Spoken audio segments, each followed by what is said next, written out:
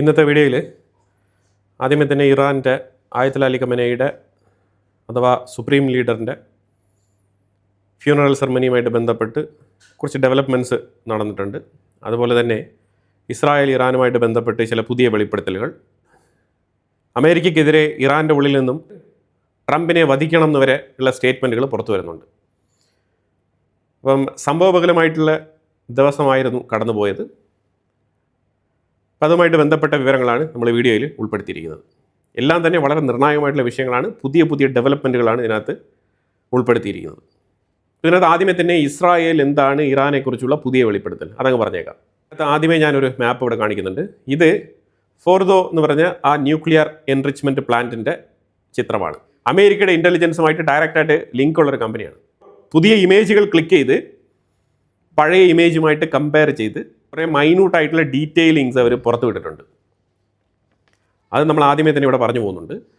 അപ്പോൾ ഇതിനകത്ത് ഫോർദോയുടെ ഇമേജാണ് ഞാൻ വെച്ചിരിക്കുന്നത്. ഫോർദോ എന്ന് പറഞ്ഞ ആ ന്യൂക്ലിയർ എൻറിച്ച്മെൻറ്റ് പ്ലാന്റിൻ്റെ എൻട്രൻസ് യുദ്ധം നിർത്തുന്ന നെഗോസിയേഷൻ നടന്നുകൊണ്ടിരിക്കുന്ന ആ ഒരു കാലയളവിൽ മണ്ണിട്ട് ഇവർ അടച്ചു വെച്ചിരുന്നു. ഈ മണ്ണിട്ട് അടയ്ക്കുക എന്ന് പറഞ്ഞത് തന്നെ ഉടായ്പാണ്. നമ്മൾ അന്ന് തന്നെ പറഞ്ഞിട്ടുണ്ടായിരുന്നു, ഈ മണ്ണ് മാന്തി മാറ്റാൻ എത്ര സമയം വേണ്ടി വരും, ഇതിലേക്ക് എത്തിപ്പെടാനുള്ള മറ്റു മാർഗ്ഗങ്ങളുണ്ടോ എന്നുള്ളത് നമുക്ക് എങ്ങനെ അറിയാം? ഇത് വാഹനങ്ങൾ കടന്നു പോകുന്ന വഴിയാണ് ഇവർ മണ്ണിട്ടടച്ചിരിക്കുന്നത്. ഹ്യൂമൻ എൻട്രൻസ് ഉണ്ടാവും, അതിലുപരിയായിട്ട് രഹസ്യമായിട്ടുള്ള സയൻറ്റിസ്റ്റുകളൊക്കെ കടന്നു പോകുന്ന വഴി ഉണ്ടാവും. ഇങ്ങനെയുള്ള പല മാർഗ്ഗങ്ങളുണ്ടാവും. അണ്ടർഗ്രൗണ്ടിൽ ചെന്ന് ഇത്തരത്തിലുള്ള ന്യൂക്ലിയർ എൻറിച്ച്മെൻറ്റ് പ്ലാന്റുകൾ നിർമ്മിക്കുന്ന ആൾക്കാർക്ക് പല തരത്തിലുള്ള എൻട്രൻസ് സോഴ്സുകൾ അവരുടെ കയ്യിലുണ്ടാവും. എനിവേ, അതൊരു സൈഡിൽ നിൽക്കട്ടെ. ഇസ്രായേലാണ് ഇതിൻ്റെ ഹിൻറ്റ് കൊടുത്തത്. എങ്ങനെയാണ് ഇസ്രായേൽ ഇതുമായിട്ട് ബന്ധപ്പെട്ട ഹിൻറ്റ്? മൊസാദാണ് ഈ ഹിൻറ്റ് കൊടുത്തത്. മൊസാദ് ഹിൻറ്റ് കൊടുത്ത് കൃത്യമായിട്ട് US ഇൻ്റലിജൻസിന് വിവരം അറിയിച്ചു. അങ്ങനെ US ഇൻ്റലിജൻസ് ഈ ചിത്രങ്ങളൊക്കെ പുതുതായിട്ട് എടുക്കാൻ നിർബന്ധിതരായി. കാരണം ഇറാനും അമേരിക്കയും തമ്മിലുള്ള നെഗോസിയേഷൻ ഒരു ഫേക്ക് നെഗോസിയേഷൻ ആണെന്നുള്ളത് കൃത്യമായിട്ട് ഇസ്രായേലിനറിയാം. മറ്റാർക്കും അത് ബോധ്യപ്പെട്ടില്ലെങ്കിലും ഇസ്രായേലിന് അത് വളരെ വ്യക്തമായിട്ട് ബോധ്യപ്പെടും. കാരണം ഇറാൻ്റെ ഫണ്ടമെൻ്റലിസം പ്രവർത്തിക്കുന്നത് എഗെയിൻസ്റ്റ് ഇസ്രായേലാണ്. അമേരിക്കയെക്കാളും ഏറ്റവും കൂടുതൽ ടാർഗറ്റ് ചെയ്യപ്പെടാൻ പോകുന്നതും ഇസ്രായേലായിരിക്കും. അതുകൊണ്ട് അവർ കൃത്യമായിട്ട് ഇതിനെ മോണിറ്റർ ചെയ്യും. ഇതേപോലെ തന്നെ നറ്റാൻസിലെ ഇമേജ് അവർ പങ്കുവച്ചിട്ടുണ്ട്. നറ്റാൻസിൽ ഇപ്പം ഈ ഇമേജ് ഞാൻ zoom out and zoom in ചെയ്ത് കാണിക്കാം. അപ്പോൾ നിങ്ങൾക്ക് ഇതിനകത്ത് കൃത്യമായിട്ട് മനസ്സിലാക്കാൻ പറ്റും ഈ വാഹനങ്ങളുടെ എൻട്രൻസ്. നിങ്ങൾ ശ്രദ്ധിച്ച് മനസ്സിലാക്കിയാൽ മാത്രമേ ഇത് നിങ്ങൾ ഫോക്കസ് ചെയ്ത് നോക്കിയാൽ മാത്രമേ നിങ്ങൾക്കിത് കൃത്യമായിട്ട് മനസ്സിലാക്കാൻ പറ്റുകയുള്ളൂ. ഇതിനകത്ത് ഞാൻ സൂം ചെയ്യുമ്പോൾ നിങ്ങൾക്ക് വളരെ വ്യക്തമായിട്ട് കാണാൻ കഴിയും ആ യെല്ലോ ആരോ മാർക്സ് കൃത്യമായിട്ട് പോയി നിൽക്കുന്ന എൻട്രൻസ്. ആ എൻട്രൻസ് ഒക്കെ പാർഷ്യലി മണ്ണ് ഇപ്പോൾ ജസ്റ്റ് ഒന്ന് അങ്ങ് കിടക്കുകയാണ്, അത്രേ ഉള്ളൂ. അതിലൂടെ വാഹനങ്ങൾക്ക് സുഖമായിട്ട് കടന്നു പോവാം. നറ്റാൻസും ഫോർദോയും ഇപ്പോൾ പാർഷ്യലി ഓപ്പൺ ആണ്. ജൂൺ 21 ലേറ്റസ്റ്റ് ആയിട്ട് ക്ലിക്ക് ചെയ്ത പിക്ചേഴ്സാണ് ഇതെല്ലാം. പഴയ ഇമേജ് കമ്പാരിസന് വേണ്ടി കൊടുത്തിട്ടുണ്ടെന്ന് മാത്രം.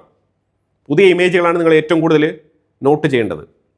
ഇനിയിപ്പോൾ അതിലുപരിയായിട്ട് മറ്റൊരു സ്ഥലത്ത്, അതായത് ഒരു മൗണ്ടൻ, അതിൻ്റെ ഒത്ത മധ്യത്തിൽ ഇവർ ഒരു ന്യൂക്ലിയർ എൻറിച്ച്മെൻറ്റ് പ്ലാന്റ് റൺ ചെയ്യുന്നുണ്ടെന്നുള്ളത് കഴിഞ്ഞൊരു 3 ആഴ്ചയ്ക്ക് മുമ്പ് നമ്മൾ പറഞ്ഞിട്ടുണ്ട്. അപ്പം അതുമായിട്ട് ബന്ധപ്പെട്ട് ആ മൗണ്ടനെ ചുറ്റിലും 24/7 ഇസ്രായേൽ ആയിക്കോട്ടെ അമേരിക്ക ആയിക്കോട്ടെ, മീൻസ് CIA അതുപോലെ മൊസാദ്, ഇവർ രണ്ടുപേരും നിരീക്ഷണം നടത്തിക്കൊണ്ടിരിക്കുകയാണ്. ബാക്ക് ടു ബാക്ക് നിരീക്ഷണം നടത്തുകയാണ്. മൗണ്ടൻ, ഈ പിക്കാക്സ് മൗണ്ടൻ എന്ന് പറഞ്ഞ ആ സ്ഥലമാണ് ഇവിടെ കൃത്യമായിട്ട് കാണിച്ചിരിക്കുന്നത്. ഈ പിക്കാക്സ് മൗണ്ടനെ ചുറ്റിലും കൃത്യമായിട്ട് ഇവർ ഇതിനു മുമ്പ് പിക്കാക്സ് മൗണ്ടൻ ഞങ്ങൾ ആക്സസ് ചെയ്യുന്നില്ല എന്നാണ് പറഞ്ഞിരുന്നത്. അതിനനുസരിച്ച് ഇവർ മണ്ണിട്ട് മൂടിയൊക്കെ വെച്ചിട്ടുണ്ടായിരുന്നു ഇതിൻ്റെ എൻട്രൻസും കാര്യങ്ങളൊക്കെ. ഇപ്പം നിലവിൽ നിരവധി ട്രക്കുകൾ, ഒരുപാട് വർക്ക് ഫോഴ്സ്, അതുപോലെ തന്നെ സിമൻറ്റ് ട്രക്കുകൾ, അങ്ങനെ നിരവധി വർക്കുകൾ അതിനെ ചുറ്റിപ്പറ്റി നടക്കുന്നുണ്ട്. കൃത്യമായിട്ട് സാറ്റലൈറ്റ് മാപ്പിൽ ഇത് വാഹനമാണ്, ഇത് സിമൻറ്റ് ട്രക്കാണ്, ഇത് ഹ്യൂമൻ ആണ്, ഇത് ഇതാണെന്നുള്ളത് കൃത്യമായിട്ട് വരച്ച് കാണിച്ചിട്ടുണ്ട്, ക്ലിയർ കട്ടായിട്ട്. അമേരിക്കയ്ക്ക് ഇപ്പോൾ ഇത് മനസ്സിലായിട്ടുണ്ട്. ഇനിയിപ്പോൾ ഇത് ആര് ബോധ്യപ്പെട്ടാലും ബോധ്യപ്പെട്ടില്ലെങ്കിലും ട്രംപിന് ഇലക്ഷന് വേണ്ടിയിട്ട് യുദ്ധം നിർത്തേണ്ട സാഹചര്യമാണെങ്കിലും, അല്ലെങ്കിൽ വേൾഡ് കപ്പ് നടക്കുന്നുണ്ട് അതുകൊണ്ട് യുദ്ധം നിർത്തണം എന്നൊക്കെ ട്രംപിന് താല്പര്യമുണ്ടെങ്കിലും, അല്ലെങ്കിൽ സ്റ്റോക്ക് മാർക്കറ്റ് മാനിപ്പുലേറ്റ് ചെയ്യാൻ ഫ്രണ്ട് ആൻഡ് ബാക്ക് ഇങ്ങനെ ഒരു ഗെയിം ഷോ ട്രംപ് നടത്തുന്നുവെങ്കിലും ഇവിടെ യഥാർത്ഥത്തിൽ ഇറാൻ അവരുടെ ന്യൂക്ലിയർ എൻറിച്ച്മെൻറ്റ് പ്രോജക്റ്റിൽ നിന്നും പിന്നോട്ട് പോകുന്നില്ല എന്നാണ് മനസ്സിലാക്കേണ്ടത്. അതാണ് ഇതിൽ നിന്നും വളരെ വ്യക്തമായിട്ട് മനസ്സിലാക്കേണ്ടത്. ഇത്രയും വാശി പിടിക്കുന്ന ആൾക്കാർ, നെഗോസിയേഷനൊക്കെ ബാക്ക് ടു ബാക്ക് ഇത്രയും സ്റ്റബണായിട്ട് നിലപാടെടുത്ത് മുന്നോട്ട് പോയിക്കൊണ്ടിരിക്കുന്ന വ്യക്തികൾ എങ്ങനെയാണ് നെഗോസിയേഷനിൽ വന്നിട്ട് ഒപ്പിട്ട് ഇത് ഒരു പീസ് പ്ലാനിലേക്ക് പോകും എന്ന് എനിക്കൊരു ഉറപ്പില്ല. അങ്ങനെ തന്നെയാണ് മനസ്സിലാക്കാൻ പറ്റുന്നത്. ഇത് അടിച്ചു തീർക്കേണ്ടി തന്നെ വരും, അല്ലാതെ ഇതിൽ യാതൊരു മാറ്റമില്ല. വളരെ വൈകാതെ തന്നെ അത് സംഭവിക്കും, നിങ്ങൾ എഴുതി വെച്ചു. അപ്പോൾ ഫ്യൂണറൽ സെറമണിയുമായിട്ട് ബന്ധപ്പെട്ട് ആയത്തുൽ അലി ഖമനയുടെ ആ ഭൗതിക ശരീരം അത് കോം നഗരത്തിലേക്ക് നീങ്ങുകയാണ്. കോമിലായിരിക്കും ശരിക്കും അന്ത്യവിശ്രമം.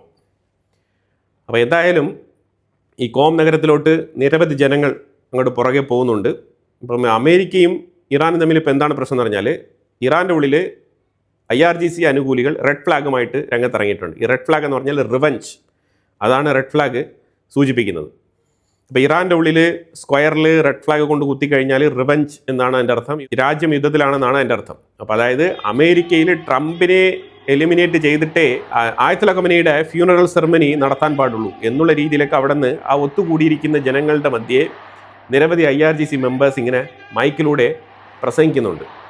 ഇതെല്ലാം തന്നെ അമേരിക്ക ചൊടിപ്പിച്ചിട്ടുണ്ട്. ട്രംപ് പറഞ്ഞിരിക്കുന്നത്, ഞങ്ങൾ കുറച്ച് പേരെ വെറുതെ വിട്ടുവെച്ചത് എന്തുകൊണ്ടാണെന്ന് പറഞ്ഞാൽ ഇറാനുമായിട്ടൊരു നെഗോസിയേഷനൊക്കെ വേണമല്ലോ, അതിന് വേണ്ടിയിട്ടാണ് ഞങ്ങൾ വിട്ടുവെച്ചിരിക്കുന്നത്. ഇല്ലാന്നുണ്ടെങ്കിൽ ഇത്രയും ലീഡേഴ്സിനെ എലിമിനേറ്റ് ചെയ്ത് ഞങ്ങൾക്ക് ഈ ബാക്കിയുള്ള കുറച്ച് ആൾക്കാരെയും കൂടി എലിമിനേറ്റ് ചെയ്യാൻ എത്ര സമയം വേണ്ടി വരും എന്നൊക്കെ വളരെ ഈസി ആയിട്ട് ട്രംപ് ചോദിച്ചിട്ടുണ്ട്. ഇതെല്ലാം തന്നെ ഇറാനെ വീണ്ടും ചൊടിപ്പിച്ചിട്ടുണ്ട്. അപ്പോൾ ഇത്തരത്തിൽ ബാക്ക് ടു ബാക്ക് അങ്ങോട്ടും ഇങ്ങോട്ടും ഒരു നെഗോസിയേഷനിലേക്ക് മുന്നോട്ട് പോവാത്ത രീതിയിൽ എന്തെല്ലാം സംസാരിക്കണോ അതെല്ലാം ഇപ്പം അമേരിക്കയും ഇറാനും ബാക്ക് ടു ബാക്ക് സോഷ്യൽ മീഡിയയിൽ കിടന്ന് വരവുന്നുണ്ട്. അത് നമ്പർ 1 ഫാക്റ്റ്. ആയത്തുൽ അലി ഖമനയുടെ 3 മക്കൾ ഈ ഫ്യൂണറൽ സെറമണിയിൽ വന്ന് പങ്കെടുക്കുന്നുണ്ട്. ഇപ്പോഴാണ് അവർ പുറം ലോകത്തേക്ക് വരുന്നത്. IRGCയുടെ ഈ ആയത്തുൽ അലി ഖമനയുമായിട്ട് ബന്ധപ്പെട്ട നിലപാട് ശരിക്കും അമേരിക്കയുമായിട്ട് ഒരു നെഗോസിയേഷന് വേണ്ട എന്നുള്ളതാണ് അവരുടെ നിലപാട്. ആയത്തുൽ അലി ഖമനയുടെ അവരുടെ സുപ്രീം ലീഡറിൻ്റെ ഫ്യൂണറൽ സെറമണി നടന്നതോടുകൂടി ഇറാൻ്റെ IRGCക്കുള്ളിൽ ശക്തമായിട്ടുള്ള അമേരിക്കൻ വിരോധം വീണ്ടും പൊട്ടിപ്പുറപ്പെട്ടിട്ടുണ്ട്. സ്വാഭാവികം ആ രാജ്യത്തിൻ്റെ സുപ്രീം ലീഡറാണ്. സുപ്രീം ലീഡറിനെ വധിച്ച ആൾക്കാർ എന്നുള്ള നിലയിൽ തീർച്ചയായിട്ടും, കാരണം ഈ സുപ്രീം ലീഡർ എന്നുള്ള നിലയിൽ ഇത്രമാത്രം ആരാധിക്കപ്പെടുന്ന ഒരു ആരാധനാ കഥാപാത്രമായിട്ട് ആയത്തുൽ ഖമനയി ഉണ്ടായിരുന്നു എന്നുള്ളത് ഇവർ തിരിച്ചറിയുന്നുണ്ട്. ഇപ്പം അമേരിക്കയും ഇസ്രായേലും ഇത് തിരിച്ചറിയുന്നത് മാത്രമല്ല, അമേരിക്ക വളരെ വ്യക്തമായിട്ട് പറഞ്ഞിരിക്കുന്നത് നിങ്ങൾ കരച്ചൽ നാടകം നടത്തുകയാണ് എന്നാണ് ട്രംപ് പറയുന്നത്. നിങ്ങൾ വാർത്ത കൃത്യമായിട്ട് മനസ്സിലാക്കണം. ട്രംപ് പറയുകയാണ് ഇറാൻ്റെ ഉള്ളിൽ IRGC നേതാക്കൾ നടത്തുന്ന കരച്ചൽ നാടകം എന്ന് എന്തുകൊണ്ടാണ് പുള്ളിക്കാരൻ പറയുന്നത് പറഞ്ഞാൽ, നിങ്ങളുടെ പൊതുജനങ്ങളെ എത്രയോ പേരെ നിങ്ങളുടെ വീടുകളിൽ നിന്നും കൊണ്ടുപോയി വധശിക്ഷയ്ക്ക് വിധിച്ച് തൂക്കിക്കൊന്ന വ്യക്തിയാണ്. അതുപോലെ തന്നെ പ്രതിഷേധിക്കാൻ വേണ്ടിയിട്ട് ഇറങ്ങിപ്പുറപ്പെട്ട സ്റ്റുഡൻസുകളെ വധിച്ച വ്യക്തി, ലോകമെമ്പാടും പ്രത്യേകിച്ച് മിഡിൽ ഈസ്റ്റ് മേഖലയിൽ തീവ്രവാദം വളർത്തുന്ന വ്യക്തി, പ്രോക്സികളെ വെച്ച് തീവ്രവാദികളെ വളർത്തുന്ന വ്യക്തി, അത്തരത്തിലുള്ള ഒരു തീവ്രവാദിയാണ് ഞങ്ങൾ വധിച്ചതെന്ന് വളരെ ഓപ്പണായിട്ട് തന്നെ അമേരിക്ക സ്റ്റേറ്റ്മെൻറ്റ് പറഞ്ഞിട്ടുണ്ട്. ആ തീവ്രവാദിക്ക് വേണ്ടിയിട്ട് നിങ്ങൾ കണ്ണുനീർ ഒഴുക്കുന്നതിൽ എനിക്ക് ഒരു കുഴപ്പമില്ല എന്നാണ് ട്രംപിൻ്റെ നിലപാട്. അപ്പോൾ ഇതിനെ തുടർന്ന് ഇസ്രായേലിൻ്റെ സൈഡിൽ നിന്നും മുജ്തബ ഖമനയുടെ കാർഡ്ബോർഡ് വീഡിയോസ്, അമേരിക്കയുടെ സൈഡിൽ നിന്നും ഇവരുടെ ആക്ടിവിറ്റീസ്, IRGC നേതാക്കളുടെ ആക്ടിവിറ്റീസ്, ഇതുമായിട്ട് ബന്ധപ്പെട്ട മോക്കിംഗ് വീഡിയോസൊക്കെ നിരവധിയായിട്ടുള്ള വീഡിയോകൾ പുറത്തിറങ്ങുന്നുണ്ട്. എന്ത് സക്സസ് ആണ് നിങ്ങൾ ഈ യുദ്ധത്തിൽ അച്ചീവ് ചെയ്തത് എന്നുള്ള തരത്തിലൊക്കെ ട്രംപ് ചോദിച്ചിട്ടുണ്ട്. കാരണം നിങ്ങളുടെ സുപ്രീം ലീഡറിന് തന്നെ ഇതാണ് ഗതി. സുപ്രീം ലീഡർ മാത്രമല്ല, ഇയാളോടൊപ്പം നിരവധിയായിട്ടുള്ള IRGC മെമ്പേഴ്സ് കൊല്ലപ്പെട്ടിട്ടുണ്ട്, എലിമിനേറ്റഡ്. അപ്പോൾ അതുകൊണ്ട് കരുതലോടുകൂടി മുന്നോട്ട് നീങ്ങുക എന്നാണ് ഒരു വാണിംഗ്, ഒരു മുന്നറിയിപ്പ് ട്രംപ് നൽകുന്നത് ഇറാന്. അതുപോലെ ഈ ആയത്തുൽ അലി ഖമനയുടെ ഫ്യൂണറൽ സെറമണിക്ക് വരാൻ വേണ്ടിയിട്ട് ഹൂത്തികൾ യമനിൽ നിന്നും ഇറാനിലേക്ക് വരാൻ വേണ്ടിയിട്ട് ഇറാൻ അവർക്ക് ഒരു എയർക്രാഫ്റ്റ് അയച്ചു കൊടുക്കുകയാണ്, ഒരു ഫ്ലൈറ്റ്, മഹാൻ എയർ. ഇറാൻ്റെ ഒഫീഷ്യൽ എയർവേസ് തന്നെയാണ് മഹാൻ എയർ. ഈ മഹാൻ എയർ യമൻ എയർപോർട്ടിൽ എത്തിയപാട് തന്നെ അവിടെ നിന്ന് ഹൂത്തികളെല്ലാം കയറിയിരിക്കുകയാണ്, ടേക്ക് ഓഫ് ആവണം. അതിന് വേണ്ടിയിട്ട് റെഡി ആയിരിക്കുന്ന സമയത്ത് സൗദി എയർ സ്പേസിൽ നിന്നും പെർമിഷൻ കിട്ടുന്നില്ല. ഇവരുടനെ ഇറാനെ വിളിച്ചറിയിക്കുന്നുണ്ട്. അങ്ങനെ ഇറാൻ സൗദി അറേബ്യയെ കോൺടാക്ട് ചെയ്യുന്നു. സൗദി അറേബ്യ എടുത്ത് എയർ സ്പേസ് ഓപ്പൺ ചെയ്യാൻ വേണ്ടിയിട്ട് റിക്വസ്റ്റ് ചെയ്യുന്നു. സൗദി അറേബ്യ അത് ഡിനൈ ചെയ്യുന്നു, സ്നേഹപൂർവ്വം ഡിനൈ ചെയ്യുന്നു. സൗദി അറേബ്യ പറയുന്നത് ഞങ്ങൾക്ക് എയർ സ്പേസ് ഓപ്പൺ ചെയ്യാനുള്ള വകുപ്പില്ല, ഇന്ന XYZ റീസൺ ഉണ്ട്, പ്രത്യേകിച്ച് ഹൂത്തികളുമായിട്ട് ഞങ്ങൾക്ക് പ്രശ്നമുണ്ട്. അപ്പോൾ അതുകൊണ്ട് ഹൂത്തികളുമായിട്ട് വരുന്ന എയർക്രാഫ്റ്റിന് ഞങ്ങൾ സൗദിയിലൂടെ കടത്തിവിടില്ല, ഞങ്ങളുടെ എയർ സ്പേസ് കൊടുക്കാൻ പറ്റില്ല എന്ന് പറഞ്ഞു കഴിഞ്ഞാൽ ഇതിനകത്തുള്ള ഇരട്ടത്താപ്പാണ് നമ്മൾ മനസ്സിലാക്കേണ്ടത്. എന്താണ് ഈ ഹൂത്തികളെ ഫണ്ട് ചെയ്യുന്ന ആരാണ്? ഇറാൻ. സൗദി അമേരിക്കയുമായിട്ട് ഗെയിം പ്ലേ നടത്താൻ വേണ്ടിയിട്ട് ഉപയോഗിക്കുന്നത് ആരെയാണ്? ഇറാനെ. ഇവരിടയ്ക്കിടയ്ക്ക് ഫ്രണ്ട്ലി ചർച്ചകൾ നടത്തുന്നത് ആരോടാണ്? ഇറാനോട്. ഈ യമനിലെ ഹൂത്തികൾക്ക് മിസൈൽ കൊടുത്തിരിക്കുന്നതും സൗദി അറേബ്യക്കെതിരെ അവർ ഇടയ്ക്കിടയ്ക്ക് ഡ്രോണുകളും റോക്കറ്റുകളൊക്കെ അയക്കുന്നതും ഇത് ഇറാൻ്റെ സംഭാവനയാണ്. ഇവിടെയൊക്കെ ഇവരുടെ ഇരട്ടത്താപ്പുകൾ വളരെ വ്യക്തമാണ്. പക്ഷേ സൗദിക്ക് ഈ കാര്യത്തിൽ ഒരു അഡ്വാൻറ്റേജ് ഉണ്ടായിരുന്നു. ആ അഡ്വാൻറ്റേജ് എന്ന് പറഞ്ഞാൽ ഹൂത്തികൾ വരുന്ന എയർക്രാഫ്റ്റ് അത് ഞങ്ങൾക്ക് ഒരിക്കലും എയർ സ്പേസ് ഓപ്പൺ ചെയ്ത് തരാൻ പറ്റില്ല എന്നുള്ള നിലപാട് വളരെ സ്റ്റബണായിട്ട് തന്നെ സൗദി എടുത്തു. അങ്ങനെ അതിനെ തുടർന്ന് ഇറാൻ ഫ്ലൈറ്റ് റീറൂട്ട് ചെയ്തു. യമനിൽ നിന്നും ഫ്ലൈറ്റ് മറ്റു മാർഗത്തിലൂടെയാണ് സൗദിയുടെ എയർ സ്പേസ് അവോയ്ഡ് ചെയ്തുകൊണ്ട് ഇറാനിലേക്ക് എത്തേണ്ട ഒരു സാഹചര്യം ഉണ്ടായി. മഷാദ് എയർപോർട്ടിൽ ചെന്ന് ഇറങ്ങി അവിടെ നിന്നും ആയത്തുൽ അലി ഖമനയുടെ ഫ്യൂണറൽ സെറമണിക്ക് അവർ പങ്കെടുക്കുന്ന സാഹചര്യമാണ് ഉണ്ടായത്. അപ്പോൾ എന്തായാലും റെഡ് സീയുടെ അടുത്ത് വെച്ചിട്ട് ഇസ്രായേലിൻ്റെ പേരും പറഞ്ഞുകൊണ്ട് ഒരു ഷിപ്പിനെതിരെ ഹൂത്തികൾ അറ്റാക്ക് നടത്തിയിട്ടുണ്ട്. ഒരു ഷിപ്പ് ആക്രമിക്കപ്പെട്ടിട്ടുണ്ട് എന്നുള്ളത് യാഥാർത്ഥ്യമാണ്.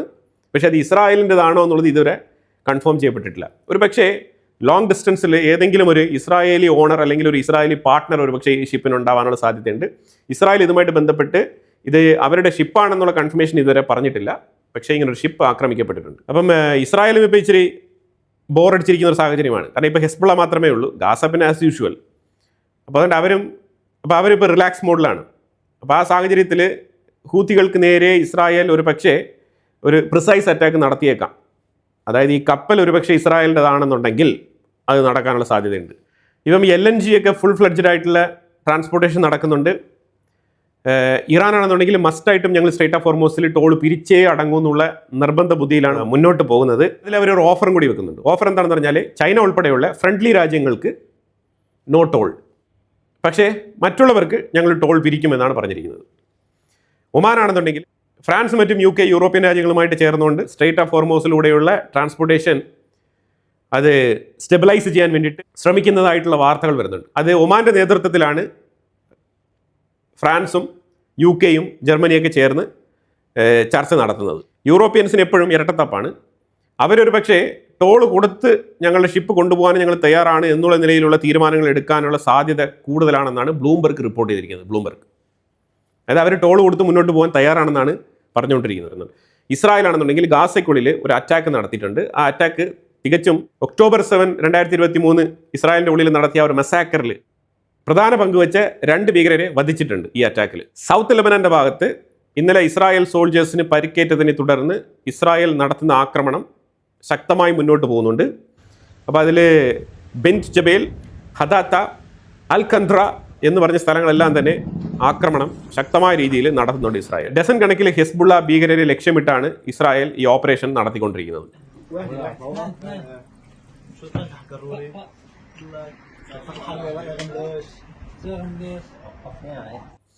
USS അബ്രഹാം ലിങ്കൻ ആ കപ്പൽ ഒമാൻ്റെ തീരത്ത് അതിൻ്റെ പുതിയ ലൊക്കേഷൻ മാർക്ക് ചെയ്തിട്ടുണ്ട്. എന്തിന് വന്നു ഏതിന് വന്നു എന്നുള്ളതൊന്നും നമുക്കറിയില്ല. പക്ഷേ ഒമാൻ്റെ തീരത്ത് USS അബ്രഹാം ലിങ്കൻ നോട്ടീസ് ചെയ്തിട്ടുണ്ട്. ഹമാസുമായിട്ട് ബന്ധപ്പെട്ട വിഷയത്തിൽ നോ കോംപ്രമൈസ് എന്നാണ് ഇസ്രായേൽ പറഞ്ഞിരിക്കുന്നത്. അവർ പറഞ്ഞിരിക്കുന്നത് ഹമാസ് ആയിക്കോട്ടെ ഹിസ്ബുള്ള ആയിക്കോട്ടെ ഇവർ രണ്ടുപേരും ആയുധം വെച്ച് കീഴടങ്ങുക, അതല്ലാതെ മറ്റൊരു മാർഗം അവർക്കില്ല എന്നാണ് ഇസ്രായേൽ ഉറപ്പിച്ച് പറഞ്ഞിരിക്കുന്നത്. No compromise with Hamas and Hezbollah, they must down their weapons എന്നാണ് നെതന്യാഹു പറഞ്ഞു വെക്കുന്നത്. ഇപ്പോൾ ഇന്ത്യ ആയിക്കോട്ടെ മറ്റുള്ള രാജ്യങ്ങളായിക്കോട്ടെ ഏഷ്യൻ സൈഡിലുള്ള രാജ്യങ്ങളൊക്കെ ആയിക്കോട്ടെ ഇവരെല്ലാം തന്നെ ഈ സ്ട്രേറ്റ് ഓഫ് ഹോർമൂസിനെ ഡിപ്പെൻഡ് ചെയ്ത് നിൽക്കാതെ ഇവർ മറ്റു മാർഗ്ഗങ്ങൾ അന്വേഷിച്ച് മറ്റുള്ള രാജ്യങ്ങളിൽ നിന്നും LNG ആയിക്കോട്ടെ ഓയിൽ ആയിക്കോട്ടെ ഇതെല്ലാം തന്നെ ഡൈവേഴ്സിഫൈ ചെയ്ത് പർച്ചേസ് ചെയ്യുന്നതായിരിക്കും നല്ലത്. കാരണം ഈ യുദ്ധം ഇവിടം കൊണ്ട് അവസാനിക്കുമെന്ന് തോന്നുന്നില്ല. കാരണം ഈ ന്യൂക്ലിയർ എൻറിച്ച്മെൻറ്റ് ഫെസിലിറ്റീസൊക്കെ ഇറാൻ നല്ല വെടിപ്പാക്കി വൃത്തിയാക്കി തുടച്ച് റെഡിയാക്കി വെച്ചിട്ടുണ്ട്. അത് ഫോർദോ ആയിക്കോട്ടെ, നറ്റാൻസ് ആയിക്കോട്ടെ, പിക്കാക്സ് ആയിക്കോട്ടെ, ഇവിടെ എല്ലാം തന്നെ വളരെ വൃത്തിയായിട്ട് കാര്യങ്ങളൊക്കെ നടക്കുന്നുണ്ട്. അത് ഇസ്രായേൽ ഓൾറെഡി കണ്ടെത്തി കഴിഞ്ഞു, അത് CIA-യും കണ്ടെത്തി കഴിഞ്ഞു. ഈ സാഹചര്യത്തിൽ ഹോർമോസിൻ്റെ റൂട്ട് വളരെ സ്മൂത്തായിട്ട് ഓപ്പൺ ആയി കഴിഞ്ഞാൽ നെക്സ്റ്റ് ലെവൽ ചർച്ച ഈ ന്യൂക്ലിയർ എൻറിച്ച്മെൻറ്റ് ഫെസിലിറ്റിയുമായിട്ട് ബന്ധപ്പെട്ടതായിരിക്കും. അപ്പോൾ അവിടെ ഇത്തരത്തിൽ ഇപ്പോൾ ആയത്തുൽ അലി ഖമനയുടെ ഫ്യൂണറൽ നടന്ന് ഈ വികാരഭരിതരായിട്ടിരിക്കുന്ന അമേരിക്കയ്ക്കെതിരെ ഇസ്രായേലിനെതിരെ ശക്തമായ നിലപാടെടുക്കണം, അവർക്കെതിരെ റിവഞ്ച് ചെയ്യണമെന്നുള്ള IRGCയുടെ അനുഭാവികളായിട്ടുള്ള ജനങ്ങളുടെ ആഗ്രഹത്തിനൊത്ത് അവർക്ക് നിലപാടെടുക്കേണ്ടി വരും. ഇനിയിപ്പോൾ ഇറാൻ്റെ ഉള്ളിൽ നിന്നും അമേരിക്കയുമായിട്ട് നെഗോസിയേഷന് പോകുന്ന വ്യക്തിക്കെതിരെ IRGC ശക്തമായിട്ടുള്ള നിലപാടെടുക്കും. അയാൾ ഒറ്റപ്പെടും. അത് ഗാലിബാഫ് ആയാലും ഒറ്റപ്പെടും, അതേപോലെ അബ്ബാസ് അറക്ചി ആയാലും ഒറ്റപ്പെടും. പിന്നെ പ്രസിഡന്റ് മസൂദ് പെസസ്ക്യാൻ അയാൾ ഡബിൾ ഗെയിമാണ്, അങ്ങോട്ടും നിൽക്കും ഇങ്ങോട്ടും നിൽക്കും, ചാഞ്ചാടുന്ന വ്യക്തിയാണ്. അയാളൊരു മോഡേൺ ചിന്താഗതിയുള്ള ലിബറൽ മൈൻഡ് സെറ്റുള്ള യുവാക്കളുടെ താല്പര്യത്തോട് ഒത്തു നിൽക്കുന്ന ഒരു ഫേസ് വാല്യൂ ഉള്ള വ്യക്തിയായിട്ടാണ് അയാൾ കടന്നു വന്നത്. അങ്ങനെയാണ് അയാൾ വിജയിച്ചത്. മോഡറേറ്റ് ചിന്താഗതിയുള്ള വിഷയങ്ങളൊക്കെ സംസാരിച്ചുകൊണ്ടാണ് അയാൾ ഈ പ്രസിഡന്റ് പൊസിഷനിലേക്ക് കടന്നു വന്നത്. പക്ഷേ ആ സാഹചര്യത്തിൽ അയാൾ ശരിക്കും ഒരു IRGC തീവ്ര നിലപാടുള്ള ഭക്തനാണ്. അതാണ് യാഥാർത്ഥ്യം. പൊതുജനങ്ങളുടെ ഇടയിൽ അങ്ങനെ ഒരു ഡ്യുവൽ പേഴ്സണാലിറ്റി കാണിക്കുകയാണ്.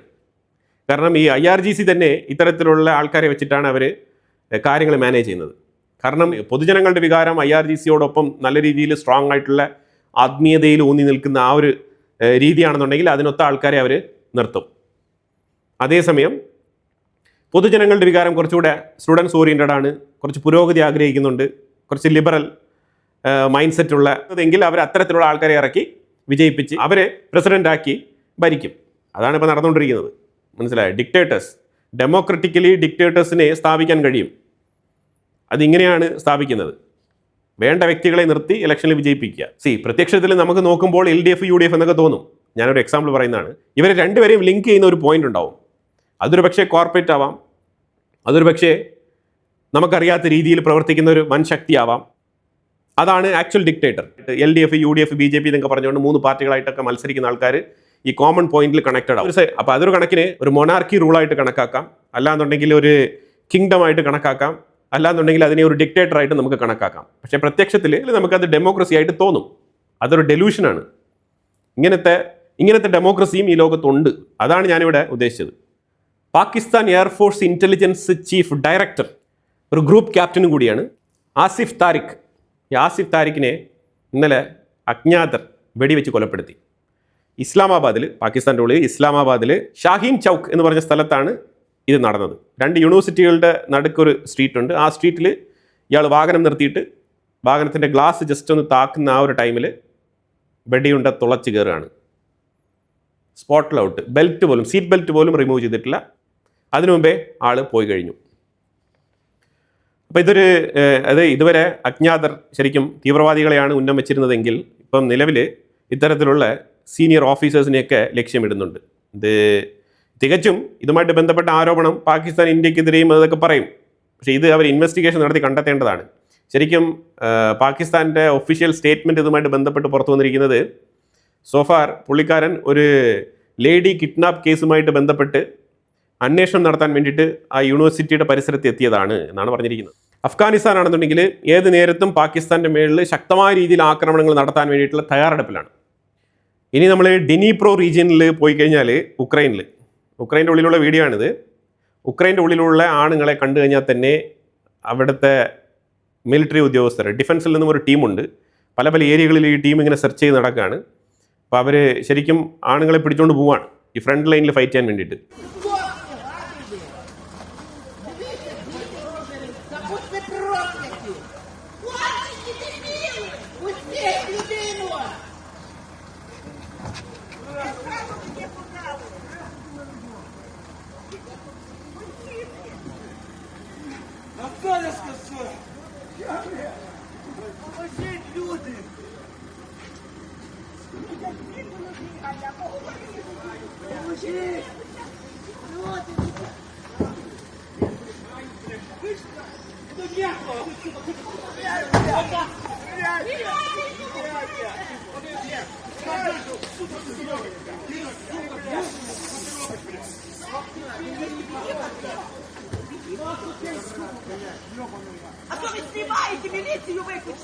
ശരിക്കും ഉക്രൈൻ്റെ ഉള്ളിലുള്ള, അതും അണ്ടർ ഏജിലുള്ള പിള്ളേരെയൊക്കെ പിടിച്ചുകൊണ്ട് പോവുകയാണ്. ഈ അണ്ടർ ഏജിലുള്ള ചെറുക്കന്മാരൊക്കെ കല്ലെടുത്തെറിയാണ് ഈ ഡിഫൻസിലെ ആൾക്കാരെ കണ്ടു കഴിഞ്ഞാൽ. അത് വലിച്ചഴിച്ചങ്ങ് കൊണ്ടുപോവാണ്. ഒന്നാമത്തെ കാര്യം, ഉക്രൈൻ്റെ ഉള്ളിൽ സ്ത്രീകളുടെ എണ്ണം കൂടുതലും ആണുങ്ങളുടെ എണ്ണം കുറവാണ്. ആ സാഹചര്യത്തിലാണ് ഇപ്പം ഇത്തരത്തിലുള്ള കാര്യങ്ങളൊക്കെ നടക്കുന്നത്. ഓക്കെ, രാജ്യം യുദ്ധത്തിലാണ്, ഇനഫ് സോൾജേഴ്സ് ഇല്ല, പക്ഷേ എല്ലാത്തിനും ഒരു പരിധിയുണ്ട്. അപ്പം ആ സാഹചര്യത്തിലാണ് ഇങ്ങനെ ഉക്രൈൻ ഫ്രണ്ട് ലൈനിലേക്ക് ആൾക്കാരെ പിടിച്ചു കൊണ്ടുപോകുന്നത്. ഇപ്പം വില്ലിംഗ് ഇല്ലാത്ത ആൾക്കാരെ കൊണ്ടുപോയി യുദ്ധം ചെയ്യിപ്പിച്ചാൽ എങ്ങനെയാണ് ആ രാജ്യം മുന്നോട്ട് പോകാൻ പോകുന്നത്? യുദ്ധത്തിൽ എന്ത് പ്രൊഡക്ടിവിറ്റി ഉണ്ടാക്കാൻ കഴിയും? ഇതൊക്കെ ഉക്രൈനിലെ സെലൻസ്കി ചിന്തിക്കേണ്ട വിഷയമാണ്. എന്നാൽ ഉക്രൈൻ്റെ ഉള്ളിൽ നടക്കുന്ന വിഷയങ്ങളാണ് ഇവിടെ ദൃശ്യങ്ങളിൽ വെച്ചിരിക്കുന്നത്. റഷ്യ ഉക്രൈൻ്റെ ഉള്ളിൽ ഒരു ഗ്യാസ് സ്റ്റേഷൻ അറ്റാക്ക് ചെയ്ത് കളഞ്ഞിട്ടുണ്ട്. അതുപോലെ തന്നെ ഫീൽഡ് അമ്യൂണിഷൻ സ്റ്റോർ, നിരവധി ഏരിയകളിൽ ഫീൽഡ് അമ്യൂണിഷൻ സ്റ്റോറുകൾ അറ്റാക്ക് ചെയ്ത് കളഞ്ഞിട്ടുണ്ട്. അതേപോലെ ഡ്രോൺ സ്റ്റോറേജ് യൂണിറ്റുകൾ ആക്രമിച്ചിട്ടുണ്ട്. ഡിനിപ്രോ നഗരത്തിൽ ഇന്നലെ ഉക്രൈൻ്റെ ഉള്ളിൽ ഫ്യൂൽ ഷോർട്ടേജ് തുടങ്ങിയിട്ടുണ്ട്. അപ്പോൾ ഇത് ഉക്രൈൻ്റെ ഉള്ളിൽ നിരവധി ഏരിയകളിൽ ഫ്യൂൽ ഷോർട്ടേജ് ഉണ്ടാകുമെന്നാണ് പറയപ്പെടുന്നത്. റഷ്യക്കുള്ളിലും ഫ്യൂൽ ഷോർട്ടേജ് ഉണ്ടായിരുന്നു. റഷ്യ അതിനെ സംഭവം മാനേജ് ചെയ്ത് കൊണ്ടുവന്നുകൊണ്ടിരിക്കുന്നതേ ഉള്ളൂ. അപ്പോൾ തീർച്ചയായിട്ടും യുദ്ധമാണ്. ബാക്ക് ടു ബാക്ക് അങ്ങോട്ടും ഇങ്ങോട്ടും ഇതേപോലത്തെ ആക്രമണങ്ങൾ നടക്കും. അപ്പോൾ ഇതിൻ്റെ ഇടയ്ക്കാണ് റഷ്യ ആക്രമണം ശക്തിപ്പെടുത്തിയിരിക്കുന്ന സാഹചര്യത്തിൽ ട്രംപും പുടിനും തമ്മിൽ ഒരു ടെലിഫോൺ കോൺവെർസേഷൻ, എന്താണ് സംസാരിച്ചത് എന്നതിനെക്കുറിച്ച് അവർ ഡീറ്റെയിൽ ആയിട്ടൊന്നും പറഞ്ഞിട്ടില്ല. പക്ഷേ ഒരു ടെലിഫോൺ കോൺവെർസേഷൻ നടത്തിയിട്ടുണ്ട്. അത് തീർച്ചയായിട്ടും ഞാൻ കുറച്ച് എഫക്റ്റീവായിട്ട് 2-3 അറ്റാക്കുകൾ നടത്താൻ പോവുകയാണെന്നുള്ള മുന്നറിയിപ്പായിരിക്കും കൊടുത്തിട്ടുള്ളത്. അതുപോലെ തന്നെ നാറ്റോയുടെ അടുത്ത് ഇച്ചിരി അടങ്ങി ഒതുങ്ങിയിരിക്കാൻ പറയണം. അവർ അനാവശ്യമായിട്ട് ശല്യം ചെയ്യുന്നു എന്നുള്ള കാര്യങ്ങളൊക്കെ വിശദീകരിച്ചിട്ടുണ്ടാവാനാണ് സാധ്യത. കാരണം ഉക്രൈൻ കഴിഞ്ഞ ഒരു 2-3 ആഴ്ച കൊണ്ട് ആക്രമണങ്ങൾ നല്ല രീതിയിൽ റഷ്യക്കുള്ളിൽ നടത്തിയിട്ടുണ്ടായിരുന്നു. റഷ്യ അത്ര എഫക്റ്റീവായിട്ട് പ്രതികരിച്ചിട്ടില്ലായിരുന്നു. ഇപ്പം കുറച്ച് എഫക്റ്റീവായിട്ട് പ്രതികരിക്കുന്നുണ്ട്. ഫ്രണ്ട് ലൈനിൽ കുറച്ചുകൂടെ സ്ഥലം കയറി പിടിക്കുന്നുമുണ്ട്. ഇപ്പോൾ ഇതിൻ്റെ ഇടയ്ക്കാണ് ഈജിപ്റ്റ് ഒക്ടഗോൺ എന്ന് പറഞ്ഞിട്ട്, പെൻറ്റഗൺ നമ്മൾ കേട്ടിട്ടുണ്ട്, അത് അമേരിക്കയുടെ ഡിഫൻസിൻ്റെ ആസ്ഥാനമാണ്. അതേപോലെ തന്നെ ഈജിപ്തിൽ ഒരു ഡിഫൻസിൻ്റെ ആസ്ഥാനത്തോടു കൂടിയുള്ള മിനിസ്ട്രിയൽ ബിൽഡിംഗ്, അത് ഗവൺമെൻറ് ഓപ്പറേഷൻസും അതേപോലെ തന്നെ ഡിഫൻസിൻ്റെ ഹെഡ് ഓഫീസ് എല്ലാം കൂടി ചേർത്തിട്ട് ഒക്ടഗോൺ എന്ന് പറഞ്ഞിട്ട് ഒരു പ്രോജക്റ്റ്, വലിയൊരു പ്രോജക്റ്റ്, മാസീവായിട്ടുള്ളൊരു ഇനോഗ്രേഷനാണ് അബ്ദുൽ ഫത്തഹ് അൽ സിസി നടത്തിയത്. മിലിറ്ററി ഡ്രസ്സിൽ വന്നിട്ട് കൃത്യമായിട്ട് കാര്യങ്ങളൊക്കെ നടത്തിയിട്ടുണ്ട്. അടിപൊളിയായിട്ട് തന്നെ ബിൽഡ് ചെയ്തിട്ടുണ്ട്, അതിൽ യാതൊരു ഡൗട്ടും ഇല്ല. പക്ഷേ ഇപ്പം അമേരിക്ക തന്നെ ഇതിനെ ആശ്ചര്യത്തോടു കൂടി നോക്കുകയാണ്. കാരണം പെൻറ്റഗൺ എന്ന് പറഞ്ഞാൽ തന്നെ ഏതാണ്ട് 500+ ഏക്കറിലാണ് പെൻറ്റഗൺ നിലനിൽക്കുന്നത്. പക്ഷേ ഇതിപ്പം 22,000 ഏക്കറാണ്. ഇത്രേ മാസീവായിട്ടുള്ള സ്ട്രക്ചറാണ്. അതിൻ്റെ ഫുട്ടേജ് ഞാനിവിടെ ആഡ് ചെയ്യുന്നുണ്ട്, കണ്ടു കഴിഞ്ഞാൽ നിങ്ങൾക്ക് മനസ്സിലാക്കാൻ പറ്റും. മാസീവായിട്ടുള്ള ഒരു സ്ട്രക്ചർ തന്നെയാണ്. വളരെ ബ്യൂട്ടിഫുള്ളി അത് ബിൽഡ് ചെയ്തിട്ടുണ്ട്. എന്തായാലും കുറഞ്ഞതൊരു 48 മുതൽ ഒരു 50-55 ബില്യൺ ചിലവാക്കിയിട്ടുണ്ടാവും ഈ ഒരു പ്രോജക്റ്റിന് വേണ്ടിയിട്ട്. അമേരിക്ക ചിന്തിക്കുന്നത്, നമ്മൾ എയ്ഡ് കൊടുത്ത് ജീവിക്കുന്ന ഒരു രാജ്യം, അവർ നമ്മളുടെ കയ്യിൽ നിന്ന് എയ്ഡ് വാങ്ങിച്ച് ഇത്തരത്തിലുള്ള സ്ട്രക്ചർ, അതും ഡിഫൻസുമായിട്ട് ബന്ധപ്പെട്ട സ്ട്രക്ചർ പണിതുയർത്തിയിട്ടുണ്ട്. ശരിക്കും ഇസ്രായേൽ ഇതിനെ ഇപ്പം നോക്കി കാണുന്നുണ്ട്. ഇത് കൃത്യമായിട്ട് ഇതിൻ്റെ സ്ട്രക്ചർ എടുക്കുക, ഇതിൻ്റെ ഫുൾ മാപ്പ് എടുക്കുക, ബ്ലൂ പ്രിൻ്റ് എടുക്കുക, ഇതൊക്കെ തന്നെ വായിച്ച് മനസ്സിലാക്കുക, കൃത്യമായിട്ട് അതൊക്കെ കണ്ട് മനസ്സിലാക്കിയിട്ട് ഏതൊക്കെ എൻട്രൻസ് എവിടെയൊക്കെ ഉണ്ട്, ഇതെല്ലാം തന്നെ ഇപ്പോൾ അടുത്ത് മൊസാദിൻ്റെ അടുത്ത പണിയായിട്ട് വന്നിരിക്കുകയാണ്. കാരണം ഈജിപ്തിലാണല്ലോ, തൊട്ടടുത്ത അയൽ രാജ്യമാണ്. അപ്പോൾ തീർച്ചയായിട്ടും മൊസാദ് ഇതുമായിട്ട് ബന്ധപ്പെട്ട് വളരെ കീനായിട്ടുള്ള സ്റ്റഡി തുടങ്ങിയിട്ടുണ്ട്. അതുപോലെ വാൻസിൻ്റെ, JD വാൻസ്, അമേരിക്കയുടെ വൈസ് പ്രസിഡന്റ് JD വാൻസിൻ്റെ ഒരു സ്റ്റേറ്റ്മെൻറ്റിനെ നെതന്യാഹു സ്ട്രിക്ട്ലി കണ്ടംപ്റ്റ് ചെയ്ത് സംസാരിച്ചിട്ടുണ്ട്. അതെന്താണെന്ന് പറഞ്ഞാൽ JD വാൻസ് പറഞ്ഞിരിക്കുന്നത്, ഇസ്രായേലിൻ്റെ ഒരേ ഒരു ഫ്രണ്ട് അത് ട്രംപ് മാത്രമാണ്, മീൻസ് അമേരിക്ക മാത്രമാണ്. അങ്ങനെയാണ് പുള്ളിക്കാരൻ പറഞ്ഞു വെച്ചത്. അതിനെതിരെ നെതന്യാഹു പറഞ്ഞിരിക്കുന്നത് അത് റോങ് ആയിട്ടുള്ള സ്റ്റേറ്റ്മെൻ്റ് ആണ്. ഇസ്രായേലിന് ഒരേ ഒരു ഫ്രണ്ടല്ല, ഇസ്രായേലിൻ്റെ ഫ്രണ്ട്ഷിപ്പ് ലിസ്റ്റിൽ കുറേ രാജ്യങ്ങളും കൂടി ഉണ്ട് എന്നാണ് നെതന്യാഹു പറഞ്ഞു വെച്ചിരിക്കുന്നത്. ഒരു രാജ്യത്തിനെയും നോക്കി അങ്ങനെ ഞങ്ങൾ മാത്രമേ ഉള്ളൂ എന്നുള്ള രീതിയിലൊന്നും പറയാൻ പാടില്ല. ഇത് ജസ്റ്റ് മാൻ ടു മാൻ അല്ലെങ്കിൽ ഹ്യൂമൻ റിലേഷൻഷിപ്പ് അല്ലല്ലോ. രാജ്യങ്ങൾ തമ്മിലുള്ള ബന്ധം എന്ന് പറയുന്നത് ഡിപ്ലോമാറ്റിക്കാണ്. അപ്പോൾ സ്റ്റേറ്റ്മെൻറ്റുകളും ഡിപ്ലോമാറ്റിക് ആയിരിക്കണം. ഇത്തരത്തിലുള്ള സ്റ്റേറ്റ്മെൻറ്റുകളൊന്നും പറയാൻ പാടില്ല. ഇറാനെതിരെയും ഇത്തരത്തിലുള്ള സ്റ്റേറ്റ്മെൻറ്റുകളാണ് ട്രംപിൻ്റെ സൈഡിൽ നിന്ന് വരുന്നത്. ഡിപ്ലോമാറ്റിക് അല്ലാത്ത രീതിയിലുള്ള സ്റ്റേറ്റ്മെൻറ്റ്. ലെറ്റ്സ് സേ ഇറാനുമായിട്ട് യുദ്ധമാണ് ചെയ്യുന്നത്, സോ അവർ ഓപ്പോസിറ്റ് പാർട്ടികളാണ്, സോ സൈക്കോളജിക്കലി ടാക്ടിക്സ് ഉപയോഗിച്ചുകൊണ്ട് അവരെ തളർത്താൻ വേണ്ടിയിട്ട് അത്തരത്തിലുള്ള സ്റ്റേറ്റ്മെൻറ്റുകളൊക്കെ പറയാം. പക്ഷേ ഇസ്രായേലിനെതിരെ അങ്ങനെ പറയേണ്ട ആവശ്യമില്ല. JD വാൻസിൻ്റെ പക്വതക്കുറവ് ഇവിടെ കൃത്യമായിട്ട് വെളിപ്പെടുന്നുണ്ട്. ഈ ട്രംപിനെ പുകഴ്ത്തിക്കോ, as long as he's your boss, ട്രംപിനെ സൂചിപ്പിക്കാനുള്ള ആ ഒരു നിർബന്ധിത അവസ്ഥ ഉണ്ടാവാം. പക്ഷെ അതിന് വേണ്ടിയിട്ട് മറ്റൊരു രാജ്യത്തിനെ അല്ല അവിടെ എടുത്ത് പോർട്രേ ചെയ്യേണ്ടത്. ഇത്തരത്തിലുള്ള സ്റ്റീരിയോടൈപ്പിക് സ്റ്റേറ്റ്മെൻറ്റൊക്കെ അമേരിക്കയുടെ ഉള്ളിൽ ഇൻ്റർ സ്റ്റേറ്റ് അത്തരത്തിലുള്ള കാര്യങ്ങളിലേക്ക് കാണിച്ചാൽ മതി, അതായിരിക്കും നല്ലത്. അത് രാജ്യത്തിനെ പോയിന്റ് ഔട്ട് ചെയ്ത് പറയുമ്പോഴത്തേക്കും ഇത്തരത്തിലുള്ള മറുപടികൾ കിട്ടും. ഇത് ശരിക്കും JD വാൻസിൻ്റെ കപ്പാസിറ്റിയെ തന്നെയാണ് ചോദ്യം ചെയ്യുന്നത്. Donald J. Trump is the only head of state in the entire world who is sympathetic to the nation of Israel at this moment in time. And he happens to be the head of state of the world's superpower. If I was in the cabinet of the Israeli government, I might not be attacking the only powerful ally that I have anywhere left in the entire world. What was your reaction when you heard that? First of all, I respect JD Vance. We have a very good relationship, but doesn't mean that I agree with everything that he says, and I have to point out this. Donald Trump is the greatest friend we ever had in the White House, and I stand by that completely. Secondly, we have some other friends, like a small country called India. You know, it has 1.4 billion people, and boy, do we have a tremendous support there. You know, I have this Facebook. ഇന്ത്യയെക്കുറിച്ചാണ് പുള്ളിക്കാരൻ പറയുന്നത്, പക്ഷെ ഞാനത് specific ആയിട്ട് എടുത്ത് പറയുന്നില്ല. കേൾക്കുമ്പോൾ നിങ്ങൾക്ക് തന്നെ മനസ്സിലാവും. Support because it's fashionable now, and you know, in many countries, because their media and their social media are inundated with anti-Israel, anti-Semitic material. Many leaders, you know, call me up and say, "Hey, look, I've got this problem with public opinion, but I want you to know we respect you, and can we make some deals, and can you teach us some of the things that your military does, and can we have some of your AI and cyber expertise? You know, Israel is the number 2 country in cyber in the world." അപ്പോൾ എന്തായാലും ആയത്തുൽ Ali ഖമേനിയുടെ funeral സെറമണിയുമായിട്ട് ബന്ധപ്പെട്ട് ഇതുവരെ അമേരിക്കയും ഇറാനും നടത്തിയ ഒരു നെഗോസിയേഷൻ്റെ ആ ഒരു പ്രോസ്പെക്ട്സ് ആ ഒരു ലീഡ് അത് ഓൾമോസ്റ്റ് കൊലാപ്സ് ആയിരിക്കുകയാണ്. അങ്ങനെയാണ് മനസ്സിലാക്കാൻ പറ്റുന്നത് സോ ഫാർ.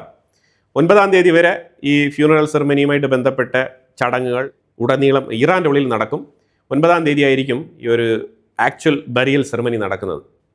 അപ്പോൾ എന്തായാലും വളരെ വിശദമായിട്ടുള്ള ഒരു ജിയോ പൊളിറ്റിക്കൽ അപ്ഡേറ്റ്സ് ആണ് നമ്മൾ പങ്കുവച്ചത്. ഇതിനെക്കുറിച്ചുള്ള അഭിപ്രായങ്ങൾ കമൻറ്റ് ബോക്സിൽ രേഖപ്പെടുത്തുക. കൂടുതൽ വാർത്തകളുമായിട്ട് അടുത്ത വീഡിയോയിൽ വരാം. Thank you so much.